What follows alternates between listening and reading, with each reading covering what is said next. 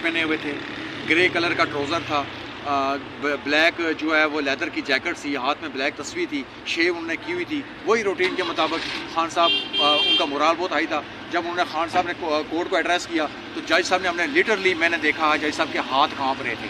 उन्होंने कहा जी कि आप ये बात क्यों कर रहे हैं जी कि जो है ना आपके खिलाफ साजिश हुई। उन्होंने कहा जी मुल्क के खिलाफ साजिश हुई है, इलेक्ट्रिक गवर्नमेंट को गिराया गया, आपने असल कल्प्रिट्स को उठाना था, आपने मुझे ही उठा के बल्कि वज़ीर आज़म को वज़ीर ख़ारजा के ऊपर जो है सेक्रेटरी के तहत। हाँ, खान साहब ने ये कहा, हाँ मुझे पता है कि सेक्रेटरी एक्ट के तहत मुकदमा चलाया जा रहा है, सज़ा मौत है, मुझे डराया जा रहा है, मुझे मौत से कोई खौफ नहीं है, ना मैं मौत से घबराता हूँ, दे दें सज़ा कल के बजाय। बल्कि शाह महमूद कुरैशी ने एक स्टेप आगे जाके ये बात कही रोस्टर के ऊपर कि भाई प्रोसिक्यूशन जोर दे रही है कि मामला कल ही डिसाइड कर लें, तो इनको हुक्म दें कल ये फैसला तहरीर करके ले आए या बैठें। जज साहब ने बुरा बना लिया, जज तो मैं होंगी, फैसला मैंने करना है, तो हमें पता है जब फैसले कौन करने वाला है जी, पॉलिसी तय होती है यहाँ। लेकिन बहरहाल खान साहब का मोराल हाई था। खान साहब ने अपनी आवाम को मैसेज ये दिया है कि आप आपने खान के ऊपर यकीन रखें। मैं भी कल भी नहीं बिका था, मैं आज भी उसी स्टांस के ऊपर कायम और आइंदा भी रहूँगा।